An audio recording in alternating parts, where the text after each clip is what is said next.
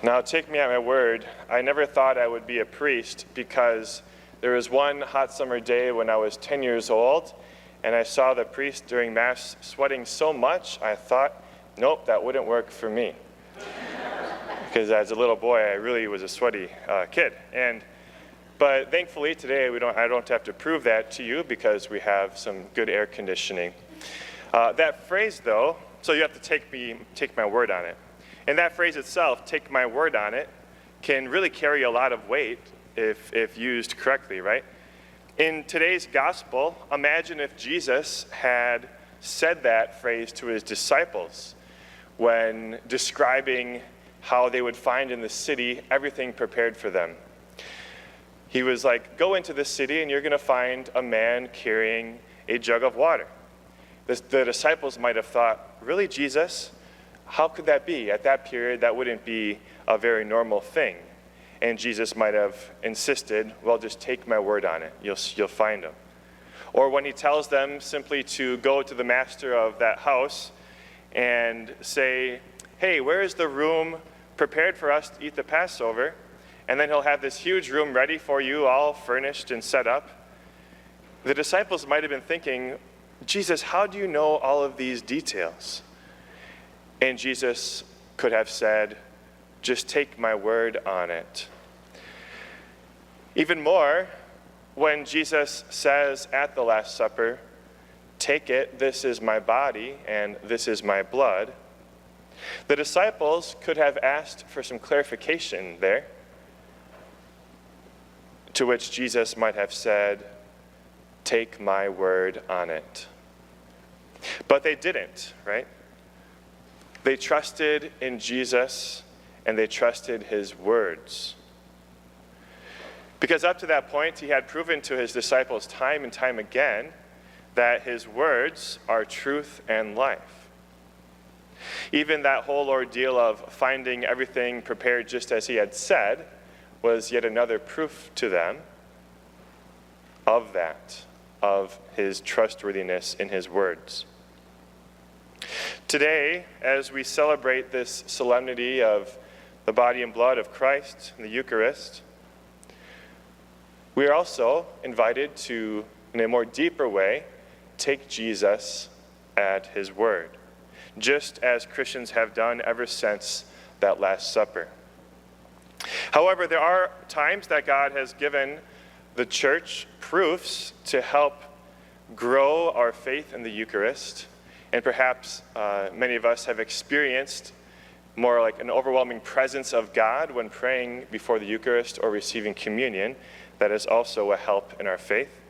But there are things called Eucharistic miracles, and I'm going to tell you about one in just a minute.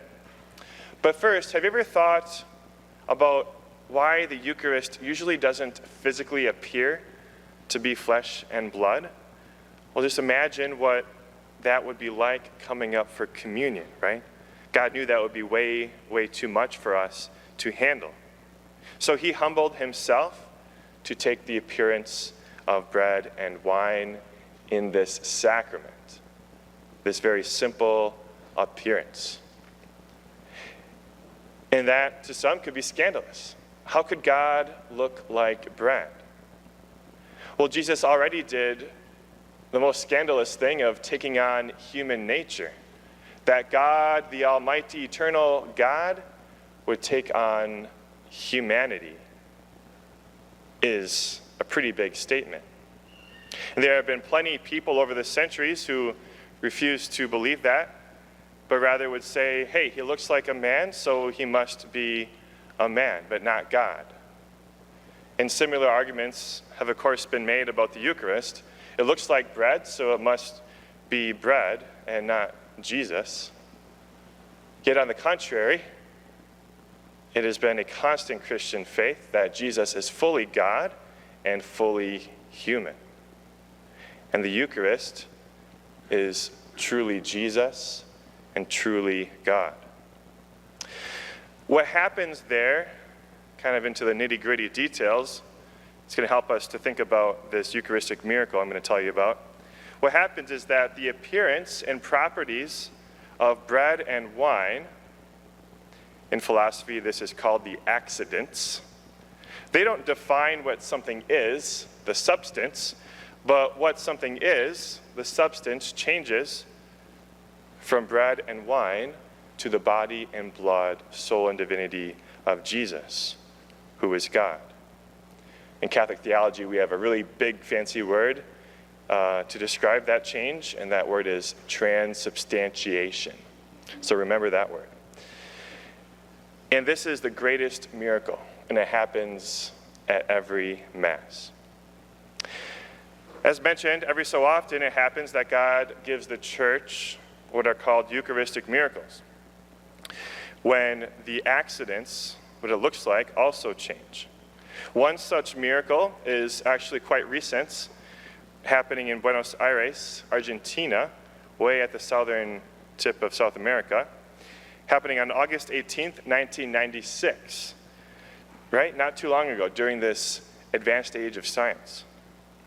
And it happened that day at Santa Maria Church when the pastor, Father Alejandro Pezet, was told by a parishioner after Mass that someone had placed a consecrated host in a candle stand at the back of church, right? So not good. And what is often the practice is the priest, what he did is he reverently took the host and brought it to the tabernacle along with a glass of water and placed the host in the water to dissolve. And a week later, when he went to take care of the remains of the host, going to the tabernacle, he saw that the host now looked differently. It looked like bloody tissue, and it had grown quite large. He contacted the Archbishop of Buenos Aires, who at the time, as we know now, is Pope Francis. So he was there at the time. And Pope Francis told the priest to have the host professionally photographed, and then to keep the host secretly in the tabernacle for some time. They waited a good 3 years, and the tissue had not decomposed. 3 years later, which is extraordinary in itself, right? Pope Francis, again, he was Archbishop in Buenos Aires, asked that the tissue be scientifically examined. Pope Francis, before he was a priest, had a chemistry background himself.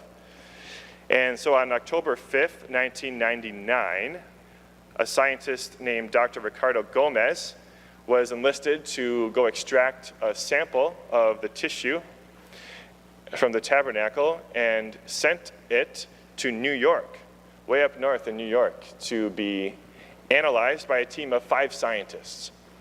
And these 5 scientists were not told anything about the source of the tissue, just requested to report what it was.